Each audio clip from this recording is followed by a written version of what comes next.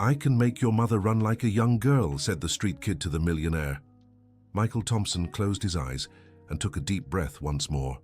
It had already been 2 hours waiting in the living room of the most expensive private clinic in New York City, watching doctors come and go from the office with increasingly worried expressions. "Sir, I can make your mother run like a young girl," said a childlike voice behind him. Michael turned abruptly. Before him stood a boy of about 12, wearing worn-out clothes and messy hair, but with eyes that shone with a determination he had never seen in any adult. "How did you get in here?" Michael asked, looking around for security. "Through the kitchen door. I know everyone here. Aunt Tanya from cleaning lets me in sometimes to get food," the boy replied, unfazed. "My name is Billy Johnson, but everyone calls me Billy." "Listen here, kid. Your mother's been in a wheelchair for 5 years, right? Ever since she found out your father had another family," Billy interrupted, making Michael freeze. "She doesn't walk because she doesn't want to, not because she can't." The office door opened, and Mrs. Eleanor Thompson appeared in her wheelchair, pushed by a nurse. At 62, she still carried the elegant posture that had always defined her, but her eyes revealed a deep sadness no medical treatment could heal. "Mom, how was the appointment?" Michael asked, completely ignoring the boy. "The same as always, son. The doctors talk and talk, but in the end, nothing changes." Eleanor sighed, then noticed Billy. "And who is this young man?" "No one important, Mom. Let's go." "Mrs. Eleanor, right?" Billy said, stepping closer. "Do you like old music?" Eleanor smiled for the first time in weeks. "Yes, I do, sweetheart. Why?" "Because music heals the soul, and when the soul is healed, the body follows," Billy replied with a seriousness far beyond his years. Michael gripped the boy's arm firmly. "Enough, you're bothering my mother." "Let the boy speak, Michael," Eleanor said, placing a hand on her son's arm. "It's been a long time since anyone spoke to me about healing." Billy smiled and pulled a small, slightly broken radio from his pocket. "Can I turn it on?" Eleanor nodded. The radio crackled before a soft melody from the 70s began to play. Eleanor's eyes filled with tears immediately. "This song. I danced to this with your father on our wedding day," she whispered, covering her face with her hands. "That's why you don't walk anymore," Billy said, turning off the radio. "It's not your leg's fault. It's your heart. It stopped wanting to dance." Michael felt a tightness in his chest as he watched his mother cry. For 5 years he had spent fortunes on the best specialists in the country, and none had come close to what this street kid had uncovered in 5 minutes. "You don't know what you're talking about," Michael said, but his voice came out weaker than he intended. "Yes, I do. My grandpa was like this when my grandma passed. He said his legs forgot how to walk because his heart forgot how to love." "And what happened to him?" Eleanor asked, wiping her tears. Billy looked down. "He only started walking again when he found a new reason to live. Taking care of me." The silence that followed was broken by the arrival of Dr. Robert Mitchell, the neurologist treating Eleanor. "Mrs. Eleanor, how are you feeling after the session?" "Doctor, this boy—" "Mom, let's talk at home," Michael interrupted, clearly uncomfortable. "Mr. Michael, if I may," Billy said, looking straight at him. "She needs a different kind of therapy, one that heals what's inside here," he said, pointing to Eleanor's chest. "That's absurd," Dr. Mitchell exclaimed. "Child, you can't go giving false hope to patients in delicate conditions." "It's not false hope, doctor. It's real possibilities," Billy replied with impressive maturity. Dear listener, if you're enjoying the story, don't forget to like and especially subscribe to the channel. It helps us a lot as we're just starting out. Now back to the story. Eleanor looked at her son with determination. "Michael, I want to try." "Mom, for heaven's sake, he's a street kid. He has no qualifications." "And have the qualified doctors cured me?" Eleanor shot back. "In 5 years, has any of them given me the will to get out of this chair?" Michael ran his hand through his hair, exasperated. He'd known that tone in his mother's voice since childhood. When Eleanor Thompson made up her mind, nothing in the world could change it. "Where do you live, Billy?" Eleanor asked. "Under the awning of Mrs. Judith's building, 3 blocks from here. But don't worry, I come here every day." "Every day?" Michael asked, surprised. "I do odd jobs for Aunt Tanya. She gives me food and sometimes a little money. That's how I get by." Eleanor's heart ached. This boy, so young and already facing the world alone, was offering help to her, someone who had everything but couldn't even stand up from her chair. "Billy, do you have any family?" "No, Ma'am. It was just me and my grandpa, but he passed 2 years ago." The weight of those words hit Eleanor like a punch to the gut. Here was a child who had lost everything, yet still held on to hope, while she, who had a wonderful son and every material comfort, had given up on living. "Michael, take the boy home with us," Eleanor said firmly. "What? Mom, have you lost your mind?" "I've never been clearer. If Billy's going to help me walk again, I need to repay him somehow." "Mrs. Eleanor, this is madness," Dr. Mitchell protested. "You don't know this boy. He could be dangerous." Billy looked at the doctor with sadness. "Doctor, have you ever slept on the street, gone hungry, lost everything you had in the world?" "No, but then you don't know what real danger is. Real danger is losing hope, just like Mrs. Eleanor did." Eleanor reached out to Billy.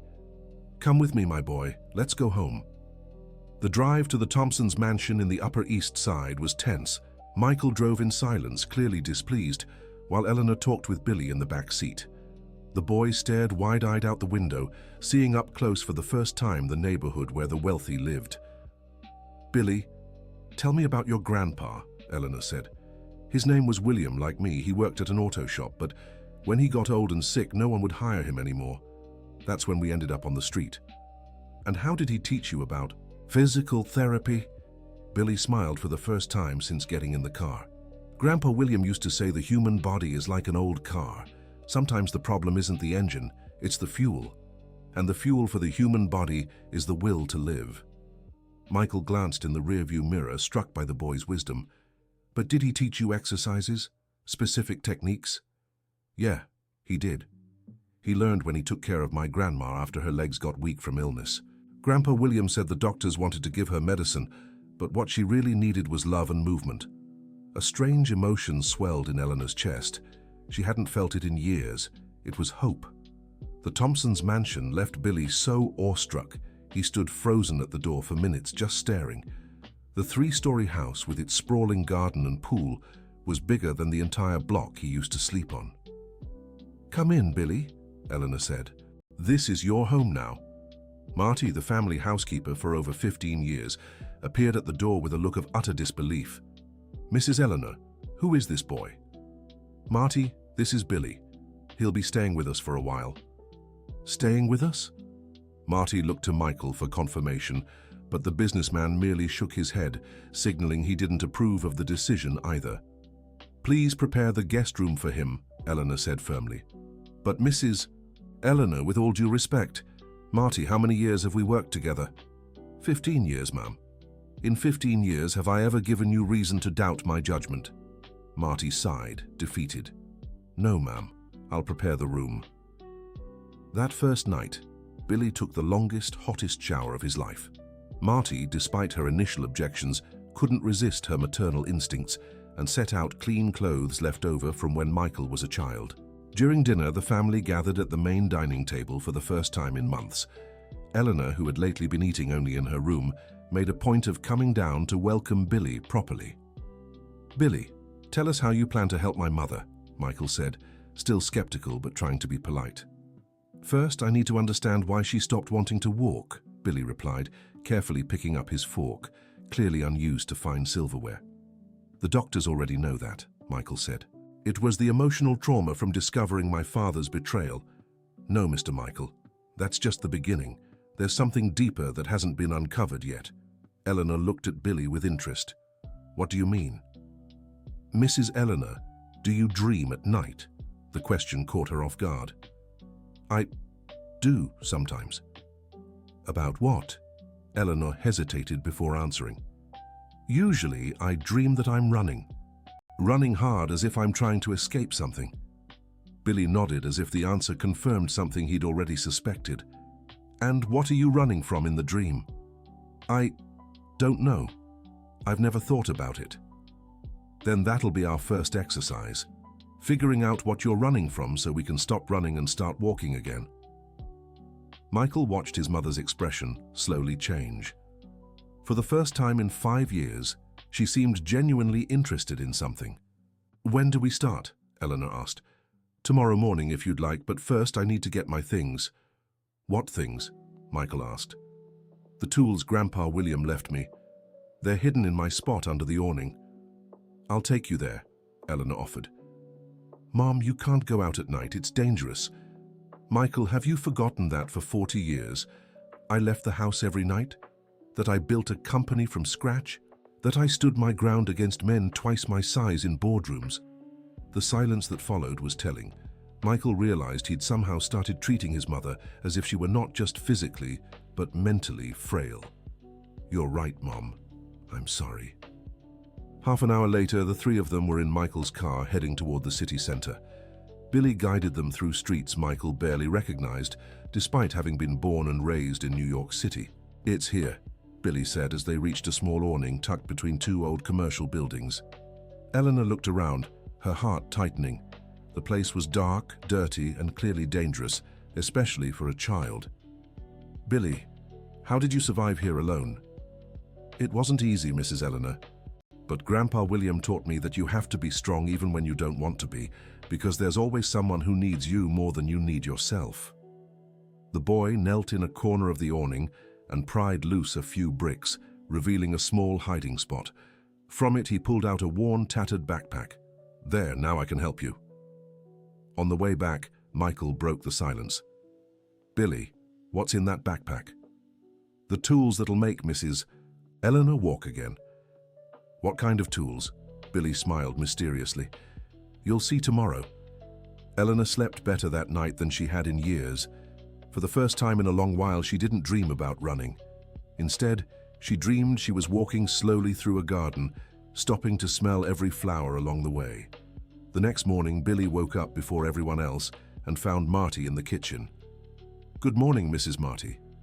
"Good morning, sweetheart. Did you sleep well?" "I did. It's been a while since I slept in a real bed." Marty's heart ached. She prepared a hearty breakfast and for the first time allowed herself to see Billy for what he truly was, a child who needed care. "Billy, how old are you again?" 12, almost 13. "And what grade did you make it to in school?" Billy lowered his eyes, embarrassed. "Only up to 4th grade. After Grandpa William got sick, I had to stop to take care of him." "I see. And can you read well?" "Yes. Grandpa William made sure I read the newspaper to him every day." Eleanor appeared in the kitchen in her wheelchair, looking more animated than Marty had seen her in years. "Good morning, Billy. Ready for our first day?" "Absolutely, Mrs. Eleanor. Are you ready too?" "I am, but I'll admit I'm a little nervous." "That's normal. Grandpa William used to say anything worth doing gives you butterflies at first." Eleanor smiled. There was something about the simplicity and wisdom of this boy that both comforted and inspired her. "Where are we doing the exercises?" "In the garden. Nature heals better than any medicine." The three of them went out to the backyard garden of the mansion. It was a spacious, well-kept area with fruit trees and flower beds. Billy opened his backpack and began pulling out objects that left Eleanor and Marty puzzled. First, he took out 5 smooth stones of different sizes. Then some colorful ribbons. Next, the small radio Eleanor already knew. Finally, a small jar with what looked like sand. "What's all this?" Eleanor asked. "Each thing has a specific purpose, Mrs. Eleanor. The stones are to remind us that even what seems heavy can feel light when we have a reason. The ribbons mark progress. The radio lifts the spirit. And this sand here is special." "Special how?" Billy smiled and opened the jar. Eleanor was surprised by the scent that wafted out. "It's beach sand, mixed with herbs Grandpa William collected. He said when you breathe in this smell, you remember the world is much bigger than our problems." Eleanor closed her eyes and took a deep breath. The scent truly brought back memories of happier times, when she used to take little Michael on seaside vacations. "Now, Mrs. Eleanor, I'm going to ask you some questions, and I want you to answer with complete honesty. Can you do that?" "I can." "Do you really want to walk again?" The question caught Eleanor off guard. It seemed obvious, but when she stopped to think, Of course I do." "No, Mrs. Eleanor. Not, of course. If it were obvious, you'd already be walking. So I'll ask again. Deep down in your heart, do you truly want to walk again? Eleanor felt tears welling in her eyes. For the first time in 5 years, someone wasn't questioning her ability to walk, but her desire to. I'm afraid. Afraid of what? Of finding out I could walk all along and chose not to for all these years. Of realizing I wasted 5 years of my life because of pride, bitterness, because... Eleanor's voice broke, and she began to cry. Marty moved to comfort her, but Billy gestured for her not to interfere. Keep going, Mrs. Eleanor. Say everything that's in your heart. I'm afraid to walk again and discover the world has changed too much, that I don't know how to live in it anymore. I'm afraid to get up from this chair and not know what to do with my life. Is there anything else? Eleanor hesitated for a long moment before answering. I'm afraid to forgive your father and find out I still love him after everything. The silence that followed was heavy. Billy picked up one of the stones and placed it in Eleanor's hand. Mrs. Eleanor, the weight you're feeling in your hand right now is the same weight you've been carrying in your heart for 5 years. Now I'll count to 3, and when I say 3, you'll throw this stone as far as you can. And with it, you'll throw away one of those fears. It can be anyone, but it has to go with the stone. Understood? Eleanor nodded, still crying. 1, 2, 3. Eleanor threw the stone with all the strength she could muster. It flew over the trees and landed somewhere in the neighbor's garden. Which fear went away with the stone? The fear of not knowing how to live in the world, Eleanor answered, feeling a strange sense of relief. Very good. Now grab another stone. They repeated the exercise 4 more times until Eleanor had thrown away all 5 fears she'd carried with her for years.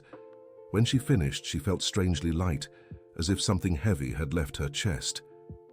How do you feel, Mrs. Eleanor? Different, lighter, but still in the chair. Billy smiled. Rome wasn't built in a day, and you won't get out of the chair in one morning. But today was the first step. Tomorrow, we'll take the second.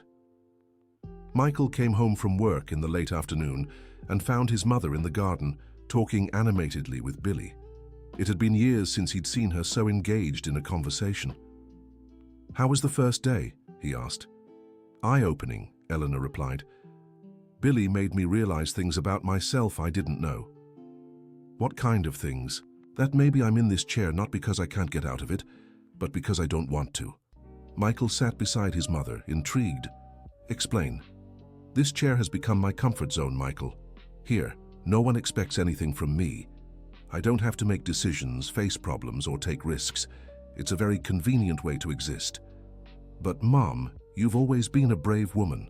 I was, son, I was. But after your father's betrayal, I broke inside. And instead of picking up the pieces and building something new, I chose to stay broken. Billy approached them. Mr. Michael, can I ask you something? Of course. Why do you work so much? The question caught Michael off guard. What do you mean? You leave home before 7 in the morning and come back after 8 at night. Why? Well, I have a company to run, responsibilities. Or are you running away from something, just like your mother was? Michael fell silent for a moment, clearly unsettled by the remark. What would I be running from? From the pain of seeing your own mother in a wheelchair and not being able to help her. Billy's directness left Michael speechless. The boy had touched a wound he didn't even know he had. Billy, you're too young to understand these things, Michael said, standing up. You're right. I am too young to understand. But Grandpa William used to say that sometimes kids see things adults can't because adults think too much and feel too little. Eleanor looked at her son with a new expression. Michael, when was the last time you took a whole day off? I don't remember. Why? Because tomorrow you're taking one, and you're joining me for the exercises. Mom, I can't. Yes, you can. The company won't collapse if you're gone for one day. And maybe you need these exercises as much as I do. Dear listener, if you're enjoying the story, please take a moment to like and especially subscribe to the channel. It helps us a lot as we're just starting out. Now continuing. That evening during dinner, Billy asked a question that completely changed the family dynamic. Mrs. Eleanor, does Mr. Michael know the story of how you and his father met? Of course I do, Michael replied. They met at a graduation party. No, son, Eleanor said with a nostalgic smile. It wasn't at a party. Michael looked at his mother, surprised. It wasn't. No, your father never told the real story because he thought it was too romantic. We met in a hospital. In a hospital? I was visiting my aunt who'd been in an accident, and your father was there because his brother had broken his leg playing soccer. We were both in the waiting room, nervous and worried, when someone's radio started playing that same song Billy played yesterday. Billy smiled, realizing where the story was going. And what happened? Your father asked me to dance, right there in the middle of the hospital waiting room in front of everyone. I told him he was crazy, that people would stare, but he said when the right song plays at the right time, you have to dance, no matter where you are. And did you dance? We did. And it was the most beautiful dance of my life because it wasn't meant to impress anyone. It was just because we both needed a moment of joy in the middle of all that worry. Michael fell silent, processing this. His whole life, he'd only known the official version of his parents' story. Why did Dad never tell me this? Because after we became wealthy, your father thought the real story wasn't elegant enough. He made up the graduation party version because it sounded more sophisticated. Billy shook his head thoughtfully. Mrs. Eleanor, when was the last time you danced? The last time was the day before I found out about the affair. Your father and I were in the living room. Our song came on the radio and he asked me to dance like he always did. And did you dance? I did. The next day I found out he'd been doing the same with the other woman. The silence that followed was heavy. Billy picked up his small radio and set it on the table. Can I turn it on? Eleanor hesitated. Billy, I don't know if I'm ready. Not to dance, Mrs. Eleanor, just to remember that beautiful music still exists, even after the pain. Eleanor nodded. Billy turned on the radio and a soft melody began to play. It wasn't Michael's parents' song, but it was just as beautiful. How do you feel listening to this? Sad, but not a bad sadness. Say it's the kind that reminds me I was once happy. And what does remembering you were once happy do? Eleanor thought for a moment. It reminds me I can be happy again. Billy smiled and turned off the radio. That'll be our exercise for tomorrow. You'll listen to music and remember all the happy moments you've lived. Not the happy moments with your husband, but the ones that were yours alone, independent of anyone else. Are there such moments? Of course there are. Everyone has moments that were just theirs. We just need to remember what they are. The next morning, Michael kept his promise and took the day off. He showed up in the garden early, still somewhat reluctant, but curious to see what Billy had planned. Good morning, Mr. Michael. Ready for the exercise? Depends on what you have in mind. Billy opened his backpack and pulled out something no one had seen yet, a small notebook and a pen. Today we're doing a memory exercise. Each of us will write down 3 moments in our lives when we felt completely happy. But there's a rule. It can't be a moment that depended on someone else. It has to be a moment that was just yours. I don't get it, Michael said. For example, if you wrote the day I got married, that doesn't count because it depended on your wife. But if you wrote the day I managed to solve a difficult problem at work all by myself, that counts because it was your own achievement. Eleanor grew thoughtful. It's harder than it seems. Yes, because we always think our happiness depends on others, but it doesn't. We have moments that are just ours and no one can take those away from us. They spent the whole morning doing the exercise. Eleanor realized she had forgotten many moments when she had been happy on her own. The day she closed her first contract by herself, the afternoon she planted roses in the garden and they bloomed, the morning she woke up early just to watch the sunrise. Michael also made surprising discoveries about himself. He noticed that his happiest moments had nothing to do with money or professional success, but with small personal victories he had overlooked. Now we'll do the second part of the exercise, said Billy. Each of you will pick one of those moments and tell the others all the details. Eleanor went first. I'll tell you about the day I learned to drive. I was 22 and my father thought women shouldn't drive. But I saved my allowance for months and secretly paid for an instructor. The day I got my license, I drove to the beach by myself and just sat in the car looking at the ocean, knowing I could go anywhere I wanted. How did you feel? Free. Completely free. It was the first time in my life I felt I didn't depend on anyone for anything. Billy nodded and looked at Michael. Now it's your turn, Mr. Michael. Michael hesitated. I'll tell you about the day I made my first sale as a teenager. I sold candy at school to save up for a gift for my girlfriend. On the first day I sold out in 2 hours. I remember feeling so proud. Not about the money, but because I realized I could convince people to buy something from me. And how did you feel? Capable, like I could achieve anything if I tried hard enough. Billy smiled. Now the most important part. Both of you close your eyes and try to feel that same sensation again. Eleanor and Michael closed their eyes. For a few minutes, they sat in silence, just breathing and remembering. Did you feel it? I did, said Eleanor, tears in her eyes. I felt that freedom again. Me too, said Michael. I felt capable again. Then now you know something very important, said Billy. Those feelings don't depend on outside circumstances. They're inside you. Mrs. Eleanor's freedom wasn't in the car, it was in her. Mr. Michael's capability wasn't in the sale, it was in him. Eleanor looked at her hands, then at her legs. Billy, are you saying my ability to walk doesn't depend on my muscles, but on my feeling of freedom? Exactly. The body obeys what the heart commands. If the heart says stay still, the body stays. If the heart says move, the body moves. Michael watched his mother absorb this. For the first time in 5 years, he saw a different light in her eyes. Can I try an exercise? Asked Eleanor. Of course, Mrs. Eleanor. Eleanor closed her eyes and took a deep breath. She focused on the feeling of freedom she'd had the day she learned to drive. Slowly, she tried to wiggle her toes. Nothing happened. I couldn't do it, she said, disappointed. You weren't supposed to today, Billy said calmly. 5 years of confinement don't break in 2 days. But did you feel something different? Eleanor thought. I did. It felt like my muscles were waking up, like they were remembering they exist. Perfect. That means we're on the right path. That afternoon, while Billy rested and Eleanor dozed in the garden, Michael went to look for Martha in the kitchen. Marty, can I talk to you? Of course, Mr. Michael. What do you think of this boy?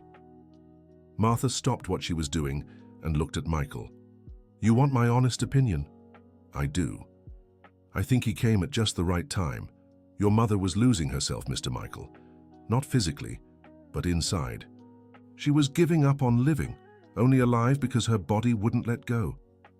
And do you think he can really help her walk? I think he's already helping. I don't know if she'll walk, but I know she's more alive now. Michael nodded thoughtfully. Marty, can I ask you a personal question? Go ahead. Why did you never marry? The question caught Martha off guard. Why are you asking that? Because Billy made me realize I might be avoiding my own problems by focusing only on my mother's. And one of my problems is that at 40, I've never kept a relationship going for more than 6 months. Martha smiled sadly. You know why I never married, Mr. Michael? Because I saw your parents' marriage up close. I saw how your mother completely erased herself to please your father. I saw how she gave up her own dreams to support his. And then I saw how he betrayed her anyway. What does that have to do with me? You're afraid to give yourself completely because you saw your mother give herself completely and break when she was abandoned, so you never let anyone get close enough to hurt you. Michael fell silent, absorbing the revelation. How do I change that? Learn from Billy. How so? He lost everything he had in the world, but he still believes in love. He's not afraid to give because he knows it's in giving that we receive. That night at dinner, Billy made an unusual suggestion. Mrs. Eleanor, tomorrow I want to try a different exercise. What kind of exercise? I want you to tell me the story of your marriage, but not the pretty story everyone knows, the real story with the hard moments too. Eleanor looked at Michael, hesitant. Billy, maybe that's not appropriate. Why isn't it appropriate, Mr. Michael? The story is your mother's. She has the right to tell it. But it's a painful story. And do you think hiding the pain makes it go away? Billy asked. Grandpa William used to say that pain that doesn't come out through the mouth comes out through the body. That's why your mother can't walk. Her pain went into her body because it wasn't allowed to come out through her mouth. Eleanor looked at her son with determination. Billy's right. I've kept this story inside too long. All right, Mom. If that's what you want, it's what I need, not what I want. There's a difference. The next day, the three gathered in the garden as usual. Billy arranged cushions on the ground so they'd be more comfortable and set the radio aside in case Eleanor needed music to calm herself. Mrs. Eleanor, you can start whenever you feel ready. Eleanor took a deep breath and closed her eyes for a moment.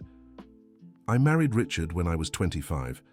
He was 7 years older, already established in business, and I was a simple girl from a modest family working as a secretary.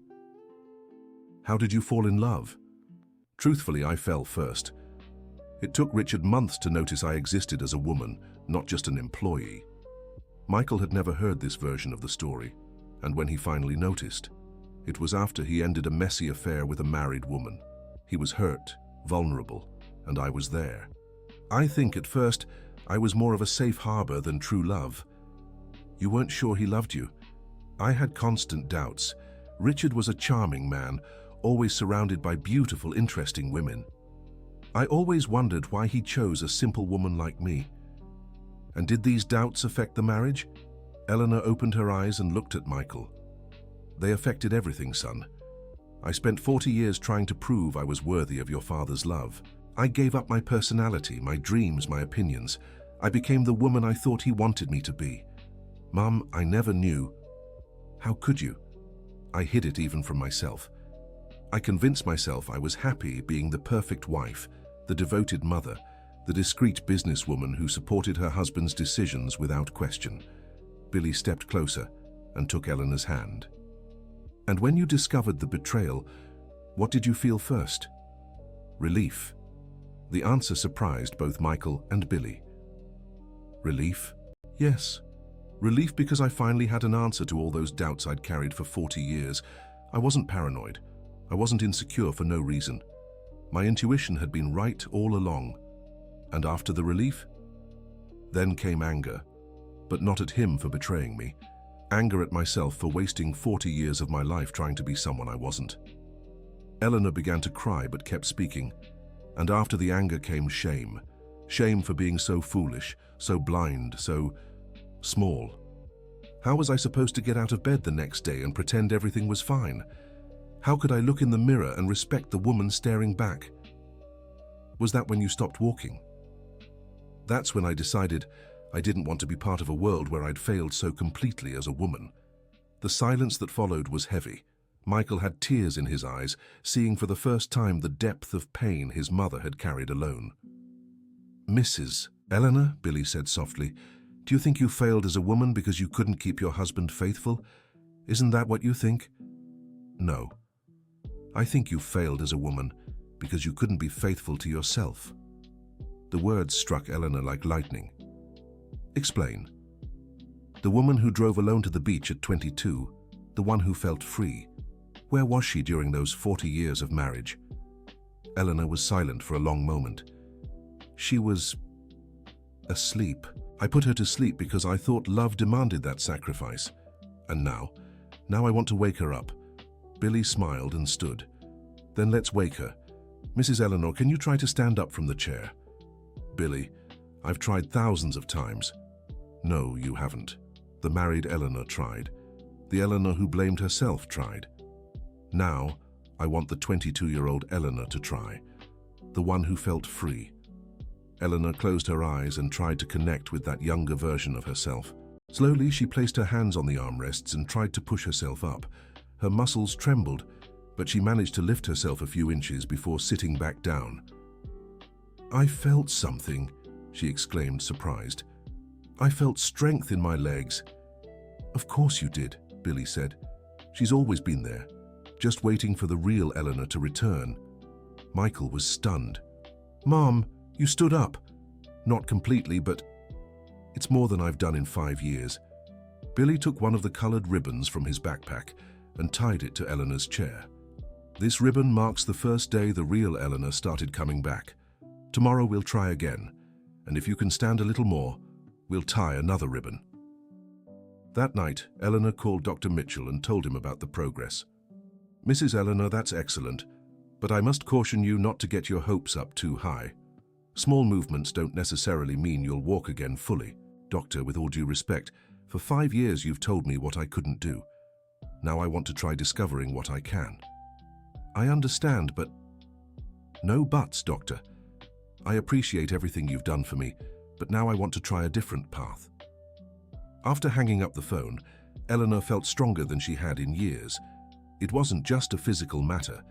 It was a sense of regaining control of her own life.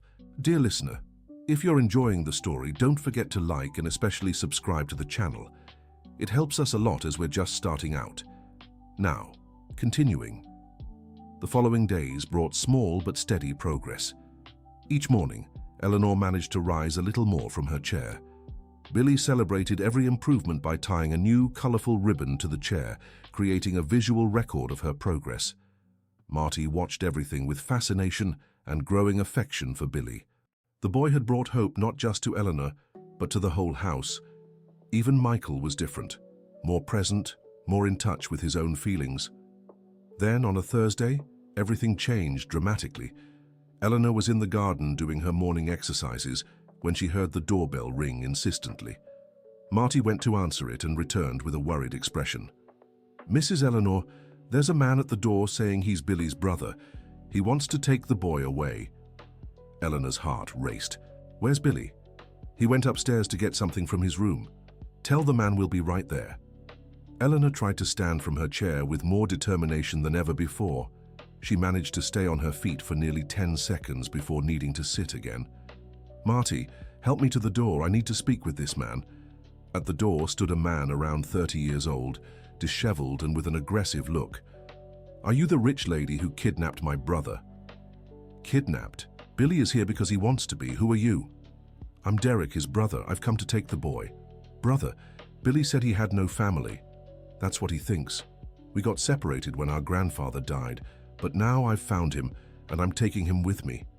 Eleanor looked into the man's eyes and didn't like what she saw. There was something false about his story. "If you're really his brother, why did it take you 2 years to look for him?" "That's none of your business, ma'am. All I know is he's a minor, and I'm responsible for him." Billy appeared at the top of the stairs and turned pale when he saw the man. "Derek, what are you doing here?" "I came to get you, kid. We need to talk."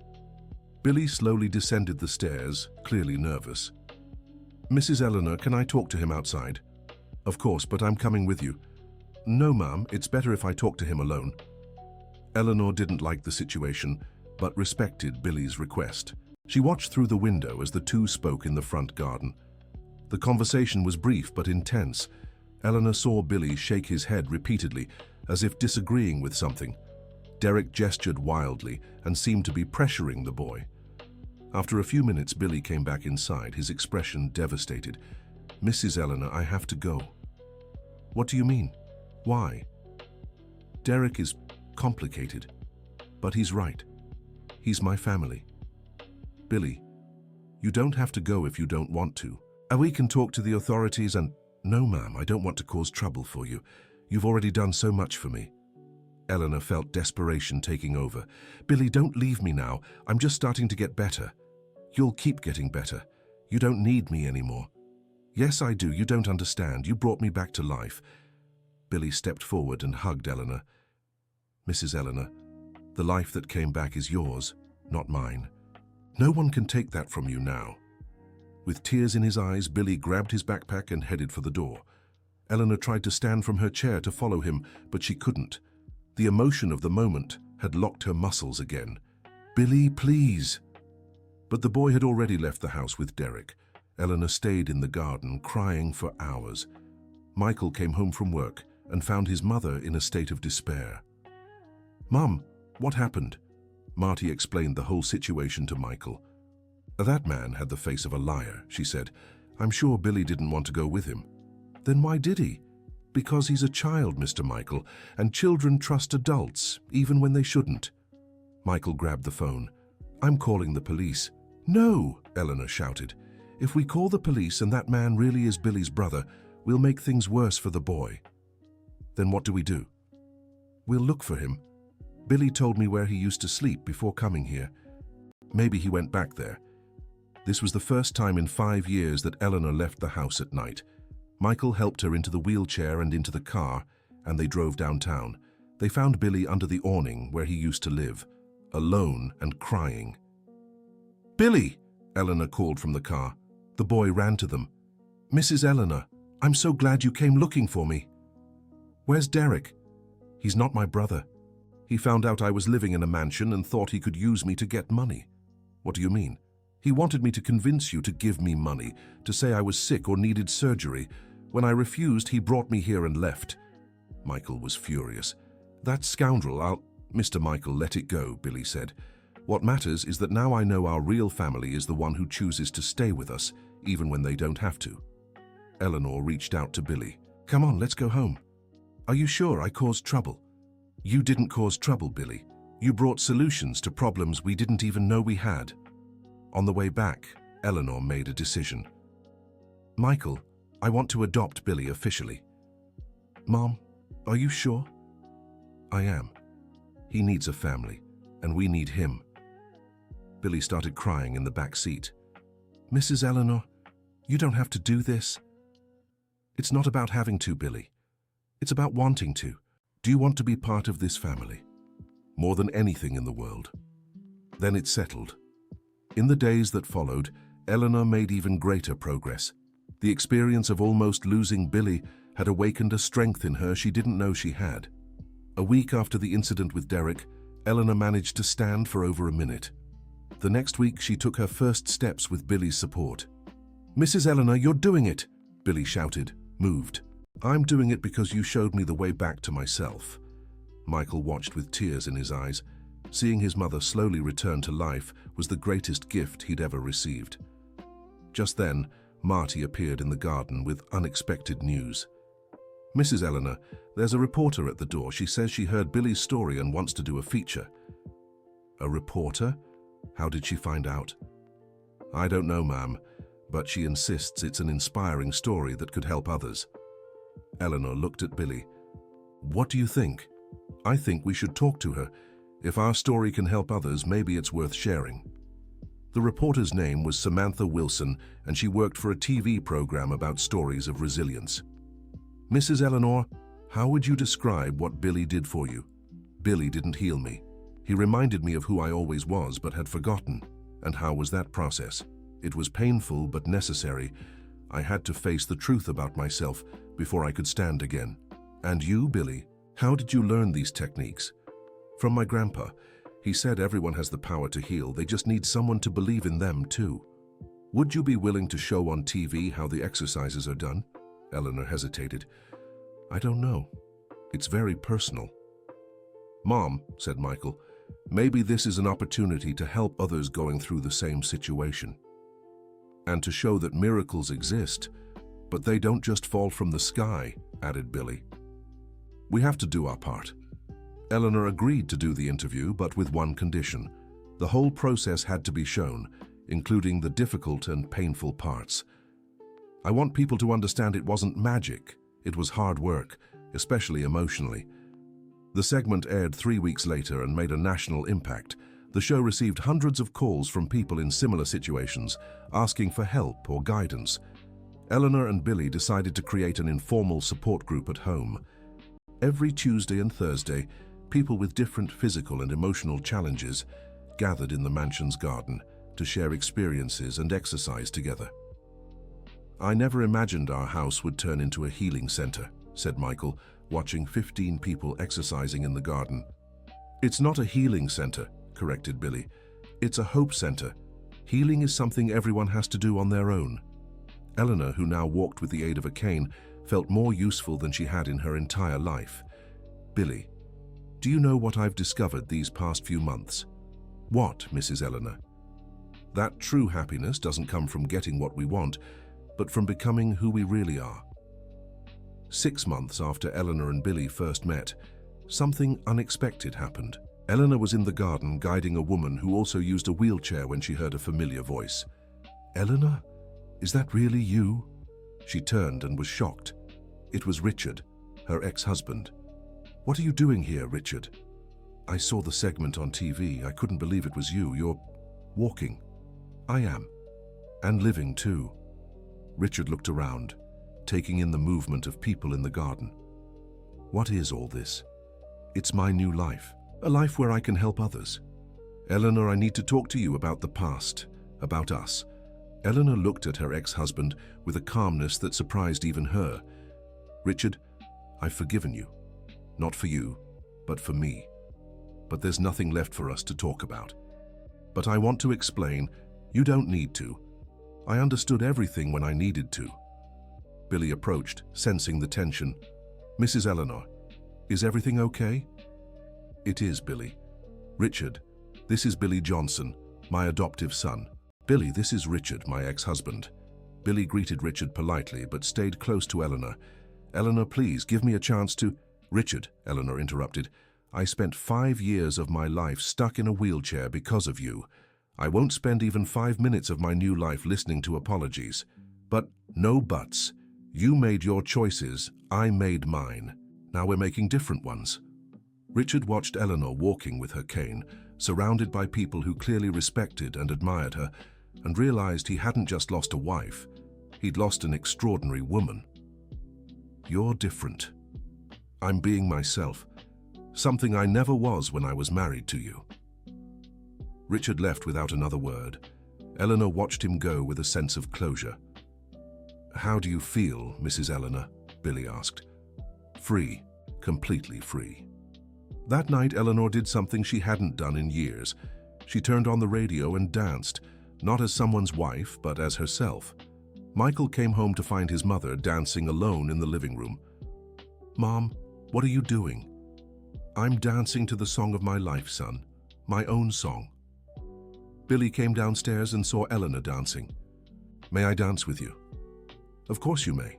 The two danced together, a 62-year-old woman relearning how to live, and a 12-year-old boy who had lost everything but never lost hope. Michael watched the scene with emotion. His family had rebuilt itself in a way he could never have imagined. A year later, Eleanor was jogging in the park with Billy in the morning. She didn't run like a young woman, but she ran like someone who had discovered it's never too late to start over. Mrs. Eleanor, when you run, what do you think about? I think that every step is a victory. Not a victory over the wheelchair, but a victory over the woman I used to be. And what kind of woman was that? A woman who thought her life depended on others' approval. Now I know my life depends only on my own. They stopped to rest on a park bench. Billy, can I ask you something? Of course. Why did you believe I could walk again? Billy thought for a moment. Because I could see in your eyes that you still wanted to live. And when someone truly wants to live, nothing can stop them. And what if I hadn't been able to walk? You would have achieved something else. Maybe not walking with your legs, but walking with your heart. Eleanor smiled. You're very wise for someone so young. Grandpa William used to say wisdom has no age. It comes from experience. And what experience gave you the most wisdom? Losing everything and realizing I still had the most important thing, the ability to love. At that moment, a woman approached the bench where they were sitting. Excuse me, are you Eleanor Thompson and Billy Johnson? We are, Eleanor answered. I saw you on TV. My name is Margaret. I'm 65 and I've been in a wheelchair for 3 years since my husband passed. The doctors say there's nothing physically wrong with me, but I can't even try to stand up. Eleanor looked at Billy. Margaret, would you like to join us for a walk? But I can't walk. Not yet, but you can want to. And wanting is the first step. Eleanor pushed Margaret's wheelchair while Billy walked beside them, telling funny stories to make her smile. Margaret, can I ask you something? Eleanor said. Of course. When was the last time you truly laughed? Margaret thought for a long moment. I don't remember. I think it was before my husband left. And do you think your husband would have wanted to know you stopped laughing? No. He always said my smile was the most beautiful thing in the world. So why don't we start there? Billy suggested. Why don't we try to make you smile first, and then worry about walking? Margaret smiled for the first time in 3 years. Would you really help me? With pleasure, Eleanor said. But on one condition, you have to want to help yourself too. I do. I really do. And so, The circle grew. Margaret became the first person officially helped by the Eleanor and Billy method, as people began to call it. In 2 months, Margaret was walking with the aid of a cane. In 6 months, she was jogging in the park with Eleanor and Billy. "How is this possible?" she asked one day. "The doctors said it was impossible." "The doctors were right," Eleanor answered.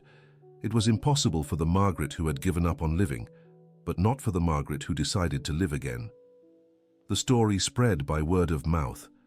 People from other cities began seeking out Eleanor and Billy. The mansion's garden became too small for so many. "Mrs. Eleanor, I think we need a bigger place," Billy said. "Do you have any ideas?" "Actually, I do. Remember the clinic where we met? They have a huge garden that's barely used." Eleanor smiled. "Do you think they'd agree to a partnership?" "There's only one way to find out." Dr. Mitchell was surprised by the proposal, but after seeing the results Eleanor and Billy were achieving, he agreed to lend the space. "But on one condition," he said, "I want to observe your work. As a doctor, I'm fascinated by what you're accomplishing." "Doctor," said Billy, "you can come along, but you have to promise me one thing." "What?" "You have to promise not to try to explain everything scientifically. Some things work even when we don't understand why." Dr. Mitchell laughed. "I promise, but I also want to help." "How?" "By offering medical support when needed. You handle the emotional side, I'll handle the physical." And so the Eleanor and Billy Hope Center was born, the first place in the United States to combine traditional medical care with intensive emotional therapy. In 5 years, over 1,000 people passed through the center. Not all of them walked again, but every one of them learned to live again. Eleanor, now 67, jogged every morning and drove her own car once more. Billy, 17, was finishing high school and had decided to study psychology. "Billy, why psychology?" Michael asked one day. "Because I want to understand scientifically what we do here. Not to prove it's right, but to teach others how to do it too." "And after college?" "Then I'll expand the method to other cities. There are so many people out there who need to rediscover who they really are." Eleanor listened from the kitchen and smiled. That boy who had appeared in her life out of nowhere had become not just her son, but her partner in the mission of restoring hope to others. "Mrs. Eleanor," Billy called from the living room, "there's someone here who wants to meet you." Eleanor walked in and found a young woman around 25 in a wheelchair. "Hi, my name is Jessica. I was in a car accident 2 years ago, and the doctors said I'd never walk again. But that's not why I'm here." "Why are you here then?" Eleanor asked. "I saw you on TV 3 years ago, when the first story about you aired. Back then I was fine, walking normally, but completely unhappy with my life. I worked a job I hated, dated a man who didn't respect me, and spent my time trying to please everyone." "And what changed?" "After the accident, when I found myself in this wheelchair, I remembered your story, and I thought, if Mrs. Eleanor could stand up again after discovering who she really was, maybe I could find out who I really am, even sitting in this chair." Billy stepped closer, curious. "And did you?" "I found out I'm an artist. I always wanted to paint, but never had the courage to try. Now I paint every day, and I've discovered I have talent. I've even sold several pieces." "That's amazing," Eleanor exclaimed. "What do you want from us?" "I want to work with you. I want to use my art to help others discover who they are." "How?" "By painting portraits. Not physical ones, but portraits of the soul. Portraits of who a person truly is, not who they think they should be." Eleanor looked at Billy, who nodded eagerly. "Jessica, do you want to join our team?" "More than anything." And so their work continued to evolve. Jessica brought an artistic dimension to the center that amplified its impact even further. On Billy's 18th birthday, Eleanor threw a party at the center. People came from all over the United States, many who had been helped by their work. "I want to make a speech," Eleanor said to the crowd. 8 years ago, I was trapped in a wheelchair. Not because my body didn't work, but because my soul had given up. Billy taught me that no one can save us if we don't want to save ourselves. But he also taught me that when we truly want to be saved, someone always appears to help." The crowd applauded. "Billy, come here." Billy stepped forward, visibly moved. "Billy, you brought me back to life. Now, I want to give you something that will stay with you forever." Eleanor handed him a document. What is this? The deed to the center. It's yours now, officially. Billy began to cry. Mrs. Eleanor, I can't accept this. Yes, you can. This place was born from our partnership, but now you're ready to take it forward on your own. Not alone, with you. With me while I'm here. But the work must continue even when I'm gone. Billy hugged Eleanor tightly. Thank you for teaching me that family isn't about sharing the same blood, but the same heart. Thank you for teaching me it's never too late to start a new life. The party went on late into the night. When everyone had left, Eleanor, Billy, Michael, Jessica, and Marty sat in the garden. Do you know the most amazing part of all this? Eleanor said. What? They all asked together. It started with a boy offering help to a woman and turned into a family helping thousands of people. And it'll keep going that way, said Billy, because when you plant love, the harvest never stops. Michael looked at his unconventional family and smiled. Mom, do you have any regrets? None. Not even the years in the wheelchair. Why not? Because if I hadn't gone through that, I never would have met Billy. And if I'd never met Billy, I'd never have discovered who I really am. Eleanor stood and walked to the center of the garden. Billy, can you turn on the radio? Billy turned it on and soft music began to play. Now, I want to dance with each of my family members. She danced first with Billy, then Michael, then Jessica, and finally with Marty. Now you know why I was able to leave the wheelchair behind, she said when the song ended. Why? Jessica asked. Because I learned life is a dance, and you can't dance standing still. Everyone laughed and embraced. It was a different kind of family, formed by choice, not blood, but it was whole. One last question, Michael said. If you could give advice to someone going through a hard time, what would it be? Billy was the first to answer. I'd say every tough situation is a chance to discover strength you never knew you had. I'd say never give up on yourself, even when everyone else has, said Eleanor. I'd say art heals as much as medicine, said Jessica. I'd say love is the only thing that grows when you share it, said Marty. And I'd say family is who stays by your side when everyone else walks away, Michael finished. Eleanor looked at them all and felt complete. Do you know my greatest pride? What? They asked. It's not leaving the wheelchair behind. It's building a family that'll keep spreading love long after I'm gone. You'll be here a long time yet, said Billy. I will. But even when I'm not physically here, I'll be in the hearts of everyone we've helped reclaim their lives. That night, Eleanor slept with a sense of mission accomplished, not just her personal mission to walk again, but her life's mission, using her experience to help others. The next morning, she woke early and went for her usual run in the park. But this time she found a surprise. At least 50 people were running in shirts that read, Eleanor and Billy Hope Center. What's this? She asked a woman running beside her. It's the first running group for people helped by the center. We meet every week to run together and remind ourselves we're capable of going further than we ever imagined. Eleanor teared up. Who organized this? It was Jessica's idea. She said art isn't just painting. It's anything that turns pain into beauty. And seeing 50 people who'd given up on themselves running together is the most beautiful art there is. Eleanor ran with the group all morning. When she got home, Billy was waiting at the door. Mrs. Eleanor, I saw the running group. How do you feel? I feel like our mission is just beginning. Why? Because I've learned that when you teach someone to stand up, that person teaches another, who teaches another, and so on. It's a circle that never ends. Billy smiled. Grandpa William used to say something that makes perfect sense now. What? He said we're not in this world to be happy. We're here to make others happy. And when we do that, happiness comes as a consequence. Eleanor looked at Billy with a mother's pride. You've grown so much, my son. I grew up learning from you that growing isn't about getting taller. It's about getting stronger inside. And are you ready to take care of all this on your own? I am. But I hope I never have to. Eleanor laughed. I hope so too. But if you do, I know you're prepared. They walked into the house together, ready for another day at the center. More people would come seeking help, And they'd be there to offer not miracle cures, but something far more powerful, the reminder that every human being has the strength to rise again. The end. So what did you think of this incredible story of resilience? Could you feel every step of Eleanor's journey of rediscovery along with her? Tell us in the comments where you're watching from, and if you know someone who also needs to rediscover their inner strength. Your opinion means a lot to us.